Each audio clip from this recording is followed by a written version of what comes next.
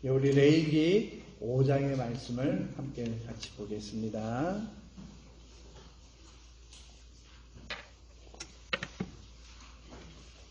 우리 지난주에 13절까지 보았는데요. 오늘은 14절부터 그 다음에 6장 6절까지의 말씀을 봅니다.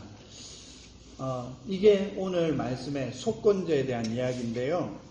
여러분 겉으로 드러나 있는 부분들이라도 잘 살피셔서 함께 같이 교독하시겠습니다. 여호와께서 모세에게 일러 가라사대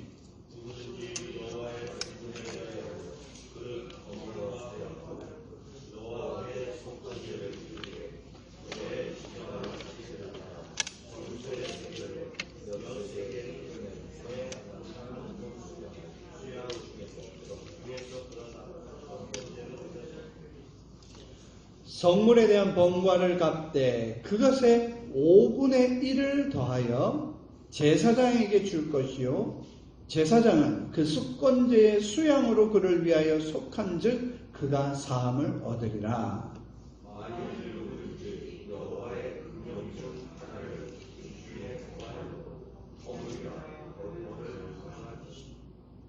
그는 너의 지정한 가치대로 빼준 흠없는 수양을 속건제물로 제사장에게 가져올 것이요 제사장은 그의 부지 중에 그릇 범한 허물을 위하여 속한 즉 그가 사함을 얻으리라.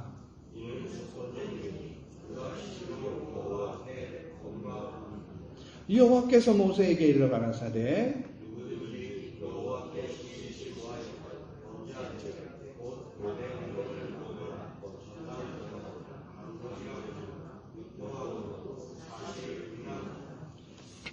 남의 이름 물건을 얻고도 사실을 부인하여 거짓 맹세하는 등 사람이 이 모든 일 중에 하나라도 행하여 범죄하면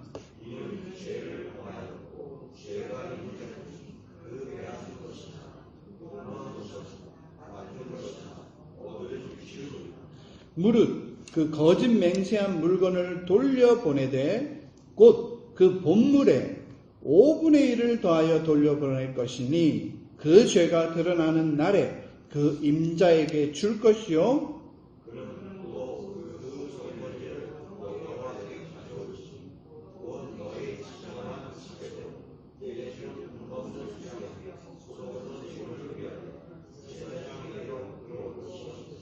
제사장은 여호와 앞에서 그를 위하여 속죄한즉 그는 무슨 허물이든지 사함을 얻으리라. 아멘. 여러분 속건제는요 많은 분들이 속죄제와 혼동하는 경우가 많아요. 그래서 오늘 여러분이 정확하게 속건제하고 속죄제가 어떤 의미로 구별이 되는지 사실은 우리 본문 말씀을 읽으면 겉으로는 쉽게 구별될 수 있습니다. 자, 첫 번째 뭐냐면요. 번제, 소제, 화목제, 속죄제까지는 한 번도 등장하지 않는 단어가 여기에 속건제에만 등장하는 단어가 있어요. 뭘까요? 제가 우리 주보에도 적어놨지만 주보에 보면 까만색 동그라미 3 속건제 보면 뭐가 있죠? 손해에 대해 5분의 1을 더한 것을 제사장 혹은 피해자에게 뭐 한다고요? 보상이라는 게 있어요. 여러분 속건제는요 우리가 일반적으로 아는 제사의식 자체가 없어요. 예를 들어서 지난주처럼 간에 붙은 기름이니 콩팥에 붙은 기름이니 또 어떻게 피를 뿌리느니 뿔에다가 피를 바르느니 또 잘라서 흔들어서 이거는 화목제입니다. 제사장에게 드리느니 이런 부분들이 하나도 안 나오죠. 그냥 속건제의 제물을 드려라 이 말은 속건제라는 의미로 번제를 드려라라는 뜻이거든요. 그러니까 여기에는 특별히 다른 제사 의식이 없어요. 뭐하고 똑같냐? 번제하고 똑같은 거예요. 그런데 속건제에는 유일하게 다른 제사에는 하나도 없는 재정적인 부분에 있어서의 접근 방식이 있습니다.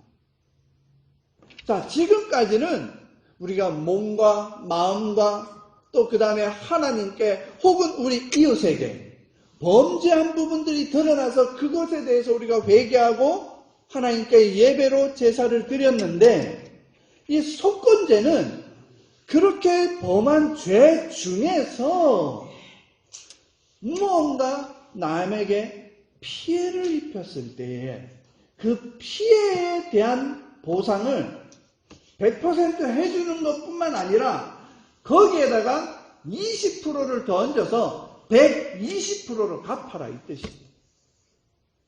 가장 우리가 손쉽게 편안하게 볼 수 있는 게 뭐냐면, 이 시대적인 개념에서 제가 말씀을 드리면, 여러분 다 운전하시잖아요. 운전하시다가 주차장에서 내가 하다가 뒤에 박았어. 그랬더니 괜찮으면 노 프라브럼인데 찌그러지거나 부러져 버렸어. 그럴 경우는 어떻게 해요? 아, 이거는 잘못이구나. 그러니까 손해배상 해주고, 또 거기에 따라서 이 미국이나 이 한국도 피해보상이라 해서 돈을 더 주는 경우가 있잖아요. 그거하고 거의 똑같다고 보시면 됩니다. 자동차는 고쳐주고 거기에 따라서 피해보상의 정도를 변호사가 판단해서 이만큼 줘서 보험회사가 지불을 하지만, 성경에서는 정확하게 5분의 1을 지정해 두셨어요. 그래서 제가 이거를 속건제 옆에다가 뭐라고 했냐면 보상제라고 했습니다. 지난주에 속죄제는 purification, 정결하게 하는 거다. 그래서 성경에 보면 피 뿌린다, 정결하게 한다, 이 모든 게 다 속죄제와 관련되어 있습니다.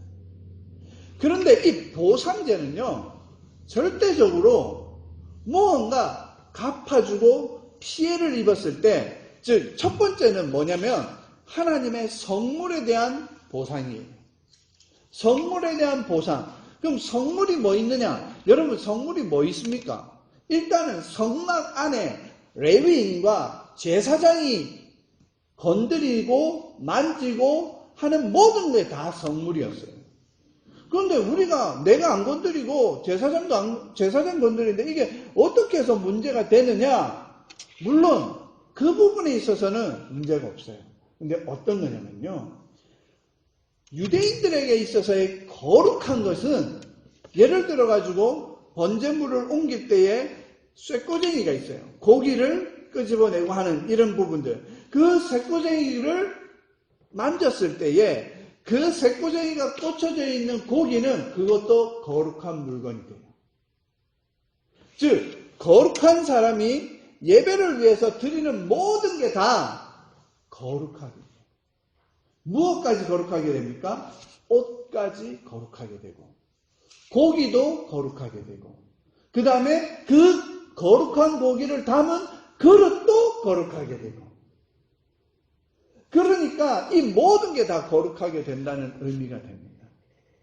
그러니까 우리 애들이 그릇을 깨거나 무엇을 부러뜨리거나 부셔버리거나 또 기스가 가거나 아니면 나무 같은 거는 쪼개지거나, 이 모든 게 전부 다 거룩한 것이고, 그 부분에 대해서 문제가 생겼을 때 드리는 것이 뭐냐? 속건제예요. 그런데 거룩한 물건을 그냥 갖다 주는 게 아니라 거기에 성소에서 지정한 세겔의 법칙에 따라 20%를 더 덧붙여서 제사장에게 갖다 줘야 돼요. 이 부분이 그러면 왜 이렇게 됐느냐? 여러분, 이 단어에 있어서 속건제라는 의미는 우리가 말하는 보상인데, 그 보상의 범위가 지금 우리하고 또 우리 신약시대하고 예수님하고 어떻게 연결되느냐? 여러분 이미 다 아세요. 그런데 그것이 속건제인지 정확하게 연결되지 못했기 때문에, 우리 속죄제와 마찬가지로 속건제도 그 성격에 있어서 먼저 5장에 이렇게 이야기하고 있습니다. 자, 다시 한번 5장 15절을 보시면 15절 누구든지 여호와의 성물에 대하여 그릇 범과하였으면, 자 여기에서 또 어떤 거냐면 제사장이 쓰고 있는 그릇은 레위인과 제사장만 만질 수 있는데 내가 그 성전에서 예배드리다가 뭣도 모르고 만져버렸어요. 그럼 어떻게 됩니까? 내가 그릇 범과한 거예요. 물건을 깨어버리가 그러면 그렇게 부정한 그릇이 되면 어떻게 하죠, 여러분? 바로 갖다 버려요. 나무로 된 거는 태우고요, 질그릇으로 된 거는 깨어버리고.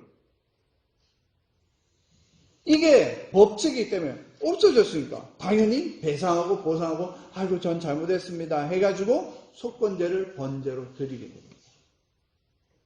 자, 그 다음에 두 번째가 뭐가 있느냐? 17절을 한번 보십시오. 만일 누구든지 여호와의 금령 중 하나를 부지 중에 범하여 허물이라. 여호와의 금령이 뭡니까? 하지 말라는 거. Do not. 근데 do not을 하지 말아야 되는데 해버렸어요. 그랬을 때 어떤 일이 벌어지느냐? 18절. 그는 너의 지정한 가치대로 때중 흠없는 수양을 속건제물로 제사장에 가져올 것이요, 그 다음에 제사장은 부지 중에 그릇 범한 허물을 위하여 속한 즉 그가 사함을 얻으리라 되어 있습니다. 이렇게 우리가 겉으로 드러난 십계명처럼 명략 관한 죄뿐만 아니라 이 레위기나 민수기에 등장하는 여러 가지 하나님의 여러 가지 율법 체계들 중에서 내가 알고 하든 아까처럼 모르고 하든, 그리고 우리 여러분 하나님의 언약궤가 다윗이 하나님의 성중으로 옮기려고 할 때 흔들리니까 우사가 잡아버려서 죽어버렸잖아요. 그래서 그 땅의 이름을 베레사 우사라고 하면서 사람들이 무서워서 하나님의 이 언약궤를 다윗성으로 옮겨가지 못해요. 왜? 이 언약궤를 놔둘 곳을 아직 정하지 못했고 성전이 없었습니다. 그래서 다시 그 우사의 그 타작마당에 놔두고 가잖아요. 바로 그러한 부분들이 바로 이 속건제를 범한 거예요. 그런데 우사는 정말로 대제사장도 건드릴 수 없는, 여러분 언약궤는요 아무도 못 건드립니다. 누구도 못 건드려요. 대제사장도. 그래서 여러분들 잘 아시겠지만 하나님의 언약궤는 이렇게 이제 사방팔방으로 되어 있는 직사각형 물체잖아요. 우리로 말하면 그냥 박스예요.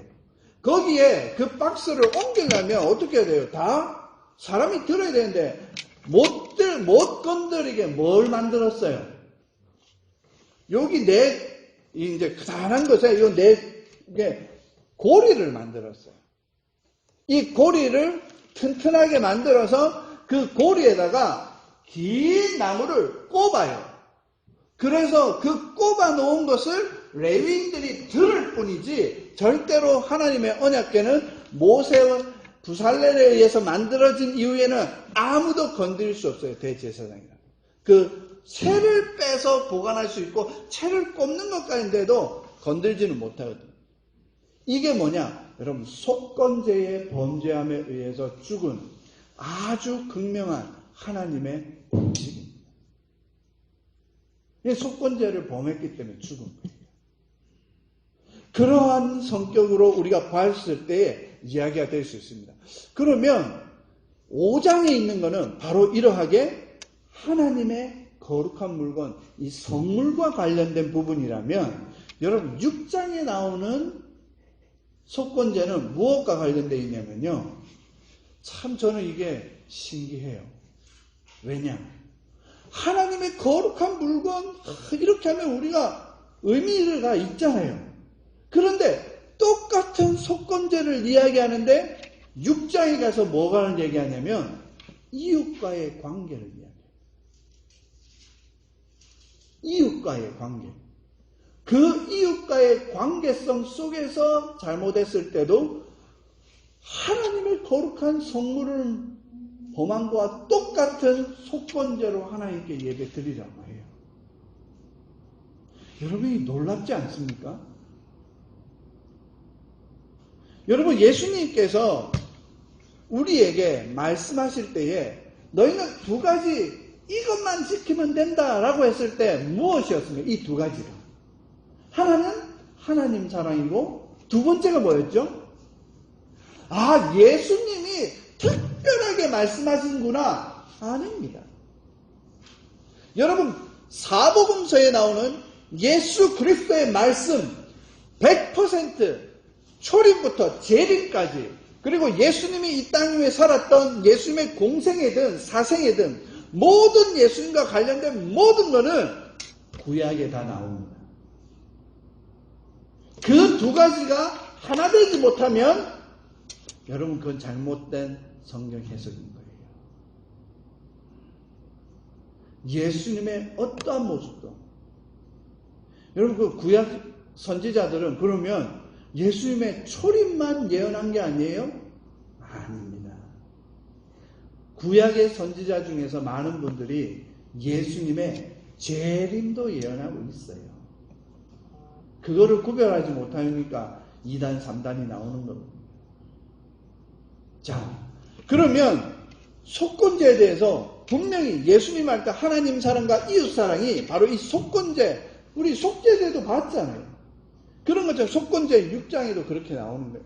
자, 5장에는 여호와의 성물을 얘기했다면 6장에는 뭐요? 이웃과의 관계를 이야기하는 겁니다. 여러분, 한번 이 6장을 한번 보실까요?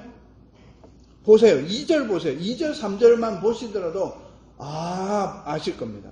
첫 번째, 누구든지 여호와께 심실치 못하여 범죄하되, 무슨 범죄냐? 곧 남의 물건을 막거나 전당 잡거나. 여러분, 여기까지는 우리가 평범하게 그렇게 하잖아요. 그렇지 않습니까? 그런데 세 번째, 네 번째 보세요. 강도질하거나 늑봉하거나 그 모든 사실을 부인하거나.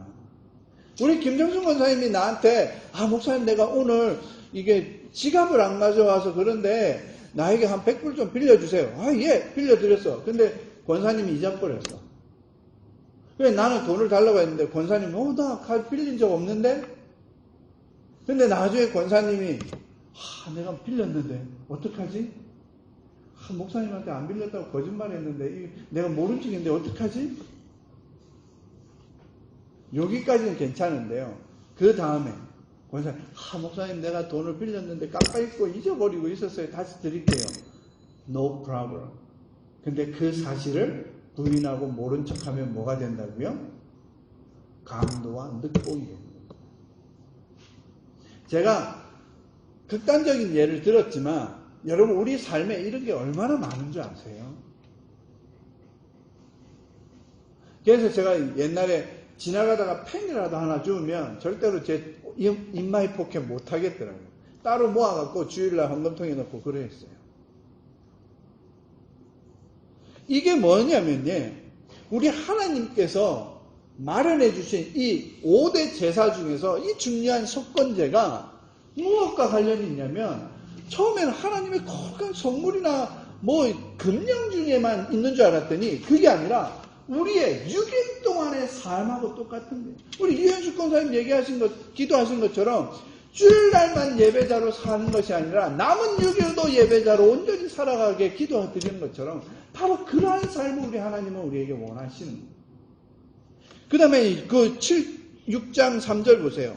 남의 잃은 물건을 얻고도 사실을 부인하여 거짓 맹세하는 등 사람이 이 모든 일 중에 하나라도 행하여 범죄하면 그는 죄를 범하였고 죄가 있는 자다. 이렇게 완전하게 선포하시면서 뭐 하라고요? 속건제를 드려야 됩니다. 이제 그랬을 때는 어떻게 해야 되느냐? 우리 권사님이 저한테 120불을 갚아야 됩니다. 그 뜻입니다. 5분의 1을 더해서 하라.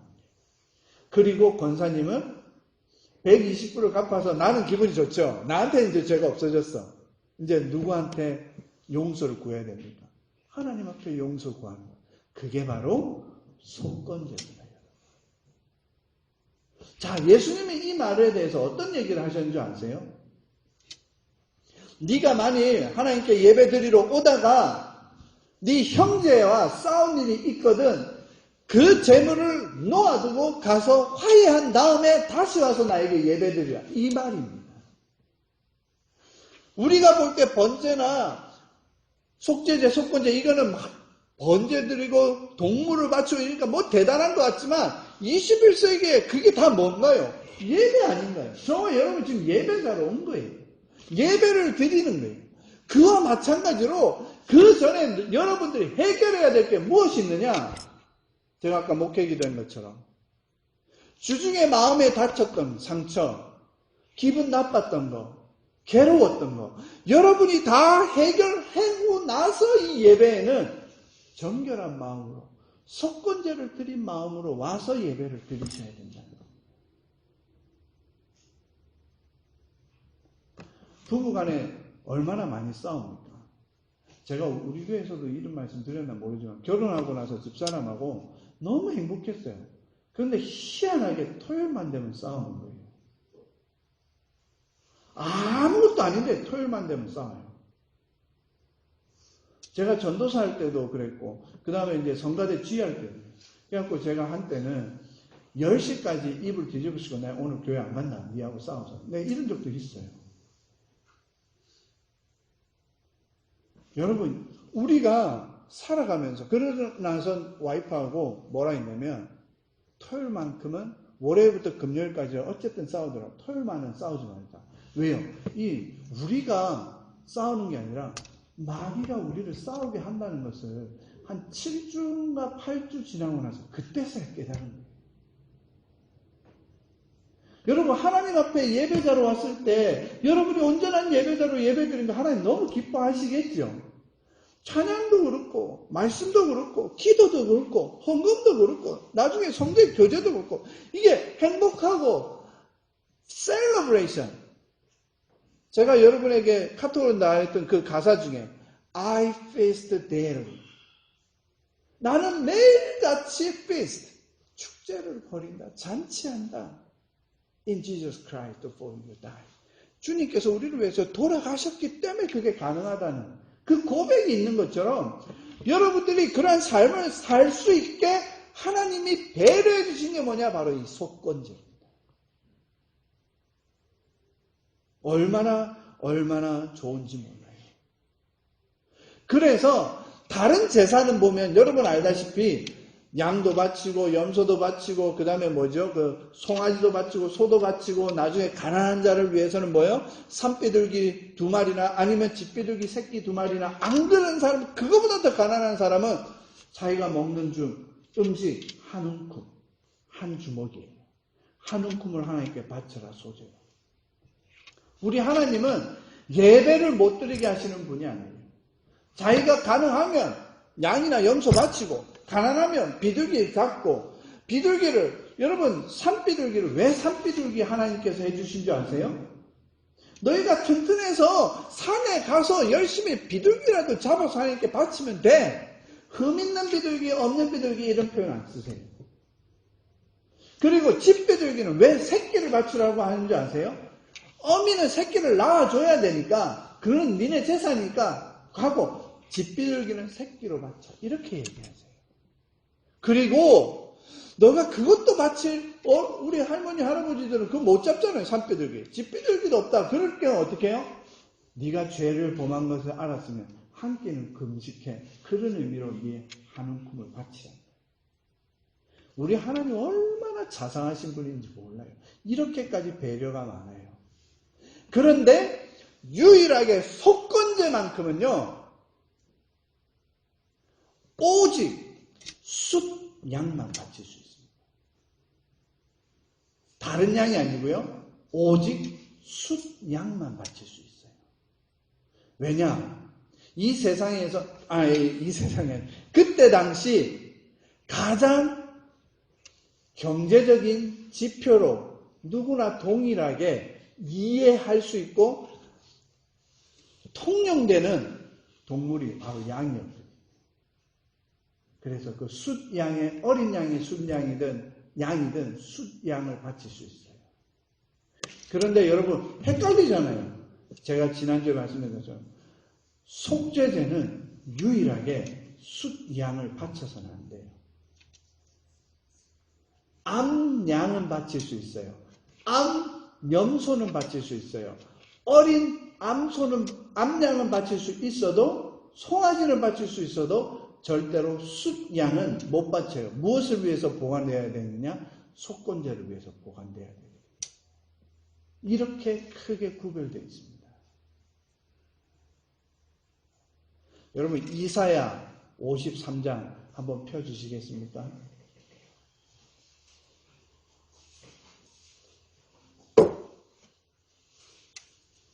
이사야 53장.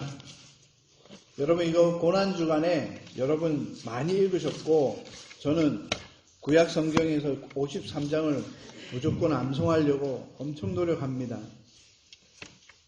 이사야 53장 여러분 잘 알다시피 고난받는 자의 종의 노래로 여러분 우리 예수님의 고난에 대해서 이야기하지요. 여러분 어디 있지요? 여러분 너무나 다 알고 찬양도 맨날 불렀고 이 정도는 여러분 다 암송하고 있잖아요. 그는 실로 우리의 지옥을 지고 4절 5절 보겠습니다. 시작.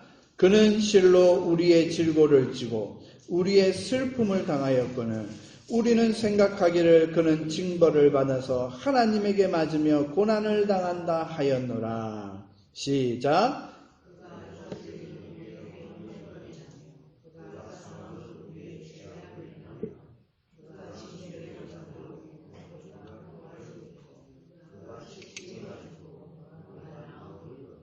우리는 다 양 같아서 그릇 행하여 각기 제 길로 갔거늘 여호와께서는 우리 무리의 죄악을 그에게 담당시키셨도다. 바로 그 담당시킨 게 뭐냐? 속건제입니다. 보상으로 예수님을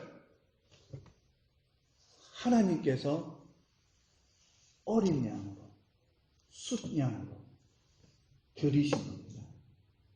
우리의 뭐예요? 첫 번째, 허물을, 우리의 죄악을 우리가 나음을 입고 우리가 평화를 누리기 위해서 보상으로 예수님이 뭘 하셨다고요? 채찍질 당하시고 찔리시고 맞으시고 상하셨다. 이게 바로 속건제입니다. 그래서 한 번 더 예수님 하나님께서 이사야를 통해서 말씀하십니다. 여러분 10절 보실까요? 10절 다 같이 읽겠습니다. 시작. 여호와께서 그로 상함을 받게 하시기를 원하사 질고를 당케 하셨은즉 그 영혼을 속건제물로 드리기에 이르며 그가 그 씨를 보게 되며 그날은 길 것이요 또 그의 손으로 여호와의 뜻을 성취하시니.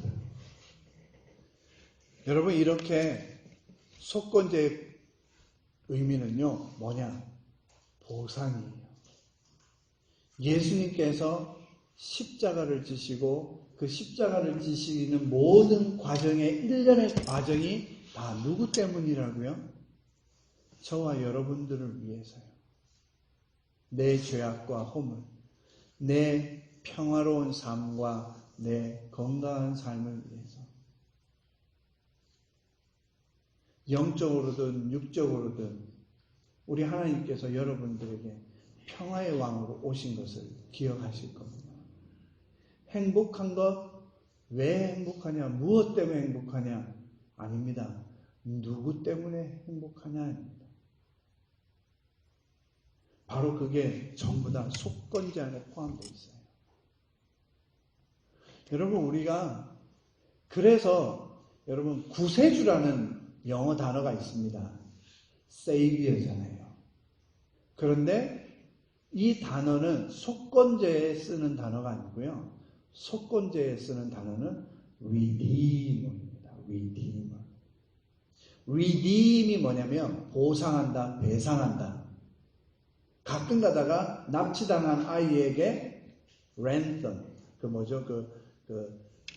납치 비용으로 대신 준다. 이게 뭐예요? 돈을 줄 테니까 내 아들을 달라. 그 뜻이잖아요.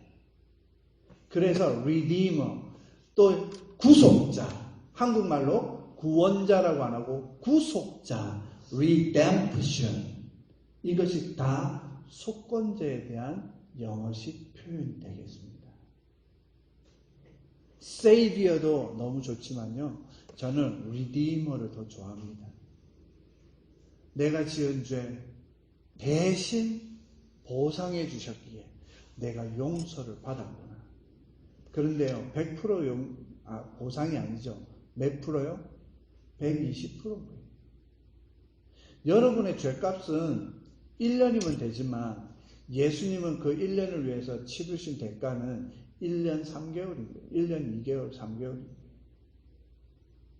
그런데 나 하나를 위해서 1년 2개월, 3개월인데 온 인류를 위해서는 아무도 보상해 줄 수 없기 때문에 하나님은 예수 그리스도 그분의 피값으로 우리의 모든 삶과 죄를 보상해 주신 겁니다. 여러분, 그게 너무 감사하지 않습니까? 속건제의 뜻을 모르시더라도요, 하나 보상 내가 받았다. 그래서 우리 너무나 참 한때 너무 좋았는데 예수님 짤이라는 표현 너무 좋았잖아요. 내가 예수님 짤이라고. 거꾸로 얘기하면 여러분 한 사람 구원하기 위해서 하나님이 보상해 준 거는 예수님이십니다. 그것만 생각해도 우리가 예수님 얼마나 잘 믿어야 될까요? 자, 신약으로 가서요, 여러분 마태복음 주기도문 아시지요? 그 주기도문에 우리의 죄를 용서해 주시는데 어떻게 용서해 줘요? 내가 나에게 죄 지은 자를 용서해 준 것 같이 주님도 용서해. 그게 바로 속건제. 보상이거든요. 그런데 그거는 이 말이 아닌데? 맞아요. 한국말로는 우리에게 죄 지은 자를 우리에게 용서해 달라는 얘기지만 여러분 히브리어, 라틴어, 그 헬라어하고 영어식 표현은 뭐냐면 나에게 빚진 자라고 얘기해요. 여러분 영어로 제가 읽어드리면 이렇게 표현되어 있습니다. Forgive us our debt as we forgive our debtor. 나에게 빚진 자를 용서해 줄 테니까 주님 나의 빚을 용서해 주세요. Forgive our debt as we also our debtor. 이것을 한국말로 번역할 때는 나에게 죄 지은 자를, 여러분 내한테 죄 지은 자를 내가 용서해 줄 수는 없어요. 나는 그것도 없어요. 그냥 하나님이 하시도록 놔둬야 되는데 원문은 뭐냐? 나에게 빚진 자를, 이게 바로 속건제입니다. 마지막으로 여러분 너무나 잘 아는 사람, 엄청 똑똑하고 엄청 대단한데 우리 하선이처럼 키가 작은 삭개오 이야기 아시죠? 여러분 삭개오가 한 말씀 기억하십니까? 그 부분만 우리 한번 찾아보고 말씀 마치겠습니다. 누가복음입니다. 19장입니다.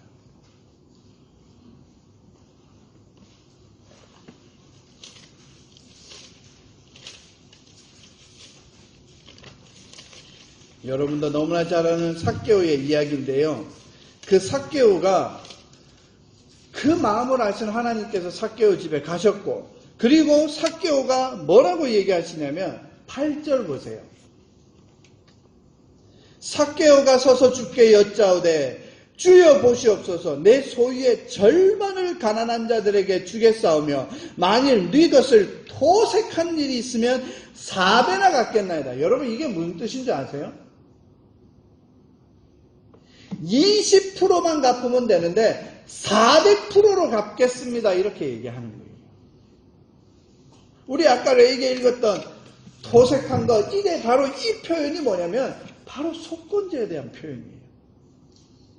내가 살아가면서 만일 이 사람은 누구예요? 세리예요. 세리 중에서도 보통 세리가 아니잖아요. 안 그렇습니까? 이 처음부터 얘기해요. 부자래요. 그리고 보통 세리가 아니라 세리장이래요. 수십 명의 세리를 거느린 세리의 장인이 돈을 얼마나 많은, 그걸 부자. 아예 성경은 2절에 딱 돼 있어요. 삭개오라 이름하는 자가 있으니 세리장이요. 또한 부자라. 아예 딱 성경이 그렇게 얘기해. 그런데 뭐라고 하냐면 내가 만약 일단은 첫 번째 내 재산 반을 뚝 떼서 가난한 자를 쓰겠다. 여러분 이게 바로 성경적이데 엄청나게 구약의 성경적인 거예요. 하나님이 원하시는 삶을 사는 거예요. 그리고 나서 또 두 번째 내가 남의 토색한 것이 있으면 여러분 세리는 뭐냐? 그 토색자라는 이게 동일 언어예요. 동일 언어. 세리는 곧 남의 것을 빼앗아가는 토색꾼이에요. 그런데 그 표현을 지가 쓰는 게 이게 언어적인 거예요. 이 히브리어 엄청 예쁜 표현이에요. 한국말로는 여러분 잘 감이 안 오지만요. 유대인들 입장에서는 세리는 토색꾼인데 세리가 토색한 것이 있으면 당연히 토색한 것이 있겠지. 그런데도 불구하고 이 세리는 어떤 의미인지 모르겠지만 토색한 것이 있으면 남은 절반의 재산 중에서 그 사람한테 20%만 갚으면 되는 속건제를 400%로 갚겠다고 하죠. 몇 배나 더 됩니다. 80배를 갚겠다. 아니 80배가 8배. 죄송합니다. 8배 맞습니까? 수학이 잘 안 돼요. 산수가 안 돼요. 여러분 왜 삭개오가 하나님 예수님한테 인정받는지 아시겠습니까? 그 뒤에 예수님이 하신 말씀 9절 보세요. 오늘 구원이 이 집에 이르렀으니 이 사람도 아브라함의 자손입니다. 인자에 온 것은 잃어버린 자를 찾아 구원하려 합니다. 여러분 이게 바로 여기에 말하는 구원이 바로 redemption, 구속, 속건제의 가장 중요한 성경의 신약 성경의 증거 자료입니다. 얼마나 아름다운 표현인지 몰라요. 여러분 우리가 살아가면서 하나님 앞에 잘못한 거는 여러분이 그냥 잘 하시면 돼요.